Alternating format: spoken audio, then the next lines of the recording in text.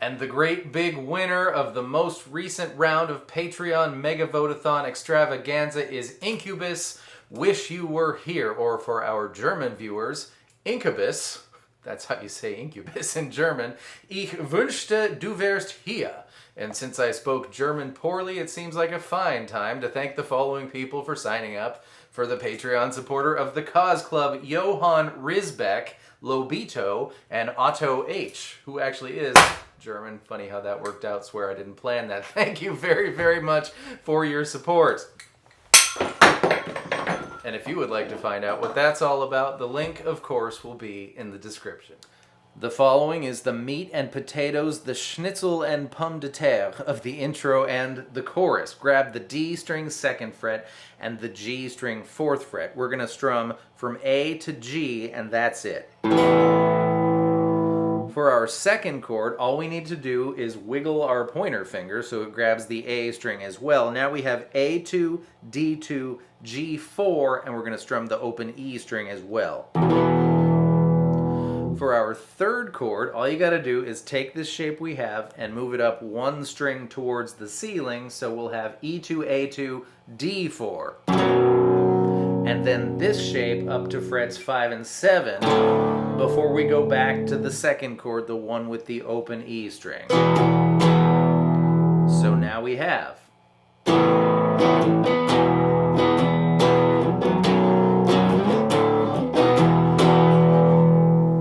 Handy tip for that 1st chord, the one where we have the open A string, but we don't want to hear the open E string. You don't want to strum like a Wiener Schnitzel, avoiding that E string. You want to go for it. So, mute the E string with your thumb. The E and the B strings you don't even have to worry about. They're going to get muted by what's flopping around down here anyways, and now you can strum like a non-Wiener Schnitzel.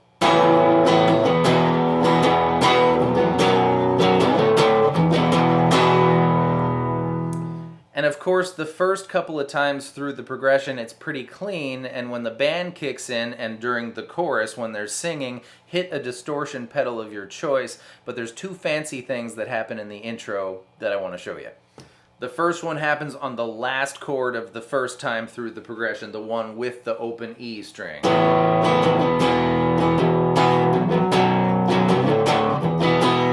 That one, and what happens is, so you're going to strum twice just how you have it, and then pull off the G string, so the G string becomes 2, 4, 4, 2, 4, 2, and then I think maybe just hammer on the D string 4th fret is the most precise way to do that, so you don't have to worry about plucking the wrong string. The G string's going to go 4, 4, 2, 4, 2, and then D4. Here it is in context.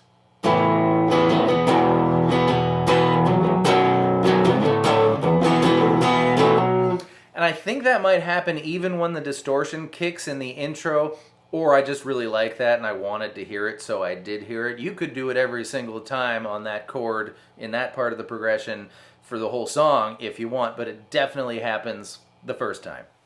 And the second thing, I'm really surprised it doesn't happen more often in the song. It only happens once at the beginning. It's super cool. It's this thing. We're going to take an octave chord. That's 2 of the same note. It's going to be A7 and G9. We're going to strum it, slide up 2 frets, and strum twice more. Strum, slide, strum, strum. And it happens right after you land on that last chord. And notice that your fingers, apart from pressing down too many things, are right in position to do the cool thing.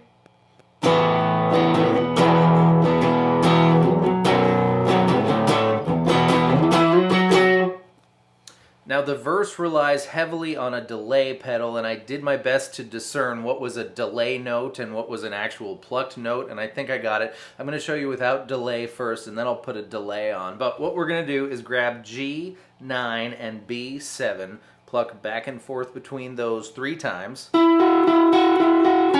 before you grab the D string 11th fret. Now I feel comfortable grabbing it with my pinky there, or you can abandon ship, but you don't have a lot of time. I keep using my finger because you don't have a lot of time, but if you want to abandon ship, hitting an open B string instead of B7 for the last pluck is okay. That's That's perfectly fine. Then, lay your pointer finger all the way across 4 strings, D to baby E on the 9th fret. This will save you a lot of work. Pluck the D string 9th fret and hammer onto the 11th. Then reach for baby E 12 with your pinky. Pluck the B string 9th fret, which is just how it is since you laid your finger down. And then your middle finger goes on B10. Get rid of your pinky finger, and what you're left with, D11, G9, B10, baby E9 is the chord he lands on. Both parts together, no delay.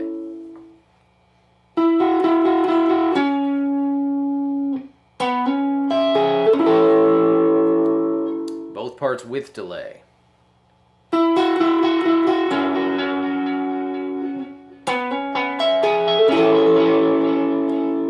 Now, if we call this the A section, and this the B section, there's several variations on the B section. If you watch live versions, there's lots of variations on the B section because this Mike guy apparently really knows what he's doing. Here's 2 that I found and I like on the record. The first one, you're going to do the D 9 to 11 hammer on and then pluck down GB in the 9th fret.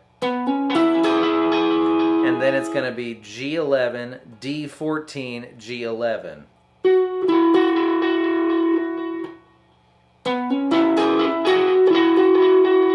That happens. And for the last variation we're going to go over today, you do that 9 to 11 hammer on the D string, pluck down your G and your B strings in the 9th fret, and then you're going to land on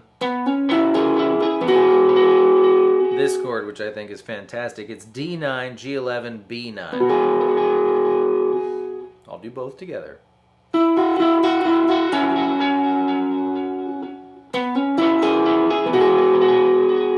And the moral of the story is put your finger somewhere and play the notes, and if it sounds cool to you, do it. The bridge is also octave chords. It's going to be A4, G6, up to 7-9, down to 5-7, and sometimes, not every time, he goes up to 10-12.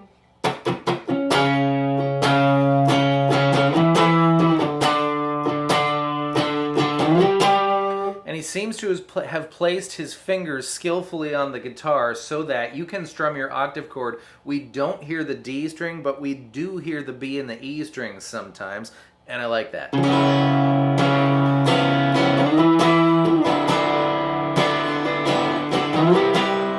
Rendering it no longer an octave chord, of course, but you can do that if you want.